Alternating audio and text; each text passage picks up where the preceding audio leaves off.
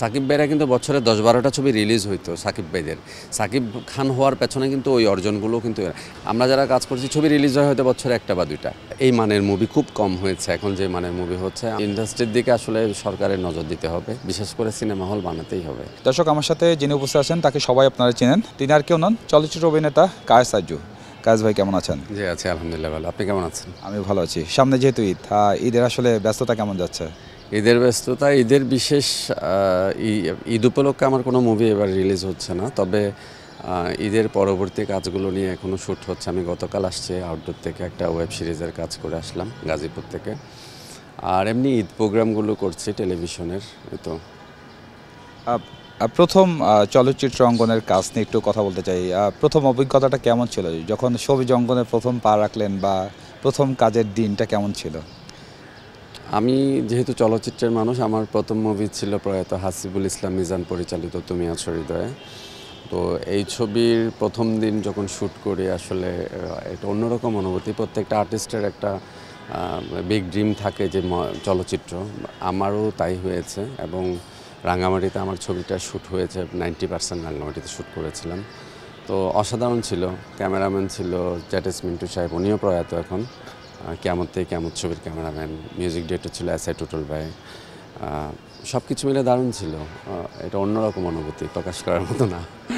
অভিনেতা হওয়ার পর, অর্থাৎ চিত্রনায়ক হওয়ার পরে, মানে প্রত্যেকটা আর্টিস্টেরই তো একটা ফ্যান ফলোয়ারের জায়গা তৈরি হয়, মানে ভক্ত অনুরাগীর সংখ্যা।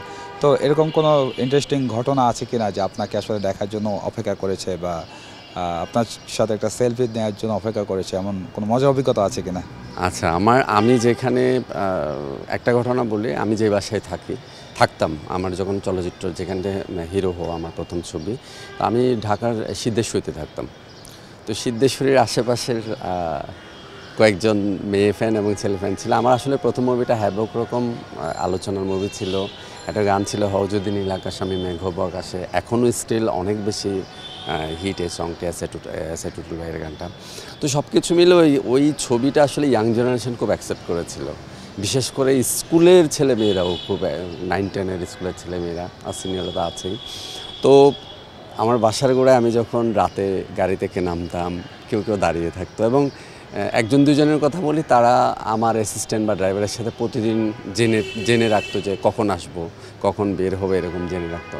তারপর ঠিক 1 বছর পর আমি নিজেই ওদেরকে ডেকে বাসায় এনে একসাথে নাস্তা করেছিলাম। এবং এটা ভুলবো না আসলে। অনেক ভালোবাসা পেয়েছে। এটা কয়েকটা ঘটনার একটা বললাম আর কি। বর্তমানে আসলে চলচ্চিত্র জগতে তো অসংখ্য নতুন সিনেমা আসছে, এবং সিনেমার সংখ্যাও দিন দিন বাড়ছে। মানে বিষয়টি নিয়ে আপনার কিছু বলা আছে কিনা? আসলে কেমন হচ্ছে মান, সেই আগের জায়গা বা এখন বর্তমান মিলে সব কিছু কেমন হচ্ছে?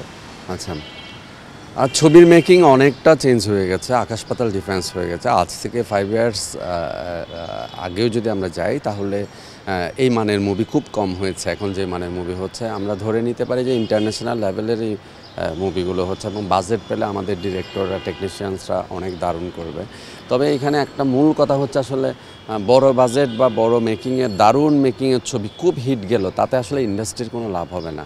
ইন্ডাস্ট্রির এই জন্যই লাভ হবে না, যেই সরকারই আসুক না কেন, ইন্ডাস্ট্রির প্রতি যদি সুনজর না দেন, এটা কিন্তু পাবলিক সেক্টরের প্রতিষ্ঠান না এখন। হ্যাঁ, তো সারা দেশে ধরেন সিনেপ্লেক্স নেই। কথার কথা, একটা ছবি খুব হিট হলো, কিন্তু ছবিটা সিনেপ্লেক্স কেন্দ্রিক, মানে সিনেপ্লেক্সের দর্শকরা দেখছে।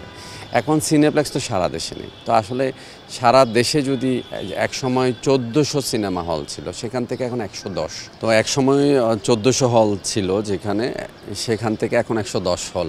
এই যে ঈদ উপলক্ষে 10-20টা হল খুলবে, সব মিলিয়ে 120-30টা হল। তো এত বাজেটের আমরা 4-5টা ছবির কথা শুনতেছি, এগুলো সব মিলিয়ে 20 কোটি টাকা বাজেটের ছবি হবে। হ্যাঁ, 15 থেকে 20 কোটি টাকা বাজেটের। তো এই ছবিগুলো আসলে কোথায় চলবে, বা এই ছবির টাকাগুলো উঠবে কীভাবে? তো সব মিলিয়ে খুব মানে ইন্ডাস্ট্রির দিকে আসলে সরকারের নজর দিতে হবে, বিশেষ করে সিনেমা হল বানাতেই হবে। ভালো ছবি যতই হোক, ও গুদাম ঘরে কিন্তু কেউ ছবি দেখতে চায় না।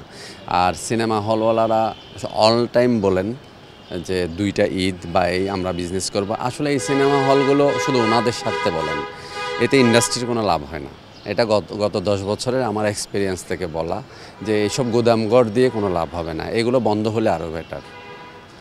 যেহেতু এখন শাকিব নির্ভর সিনেমাই বেশি হচ্ছে, অর্থাৎ শাকিব খান মানেই দর্শক কিছুটা অর্থাৎ হলমুখী হচ্ছে, এক্ষেত্রে আপনার আসলে কোনো কিছু বলা আছে কিনা, যেহেতু অন্যান্য অভিনেতাও আছে, বাংলাদেশের চিত্রনায়ক আছে, সেক্ষেত্রে আপনার আসলে এই বিষয়ে কোনো মন্তব্য আছে কিনা? না, মন্তব্য হচ্ছে সাকিব ভাইয়ের এটা তো সাকিব ভাই তো আমাদের 10-12 বছরের সিনিয়র হিরো, তবে সাকিব ভাইয়ের এটা অর্জন।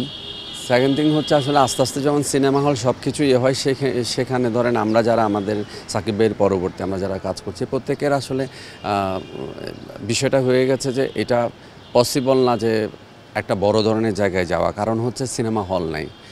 হ্যাঁ, সাকিব ভাই বছরে 1-2টা ছবি করেন, ওগুলো বিগ বাজেটের ছবি করেন, সর্বোচ্চ সেভ থেকে ছবিগুলো হয়। তো এখন ধরেন আমরা যারা কাজ করছি সেই রকম বিগ বাজেটের ছবি হলেও সাকিব ভাইয়ের যে অর্জন, সাকিব ভাইয়ের যে একটা ফ্যান দেশে যে একটা বড় ধরনের ফ্যান বেস তৈরি করেছে, এটা কিন্তু একটা মানে আমাদের যারা তাদের বছরে যদি ধরেন 10টা ছবি আমার রিলিজ হতো তাহলে কিন্তু একটা জায়গা হতো। সাকিব ভাইরা কিন্তু বছরে 10-12টা ছবি রিলিজ হইতো সাকিব ভাইদের।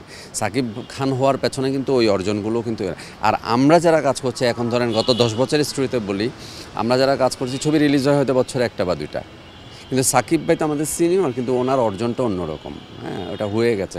সাকিব ভাইয়ের সমসাময়িক ধরেন মান্না ভাই চলে গেল দুনিয়া থেকে, এরপর রিয়াজ ভাই, ফেরদৌস ভাই ছিলেন, ওনারা কাজ বন্ধ করে দিলেন। তো সাকিব ভাই একাই, ওনার উপর চাপও পড়েছে। তো সব কিছু মিলে এখনও যে মূল কথা হচ্ছে ইন্ডাস্ট্রিতে টেকনিশিয়ান সাইটে, স্ক্রিপ্ট রাইটার সাইটে, ডিরেকশন সাইটে, সব সাইটে একটা মাইনাস আছে।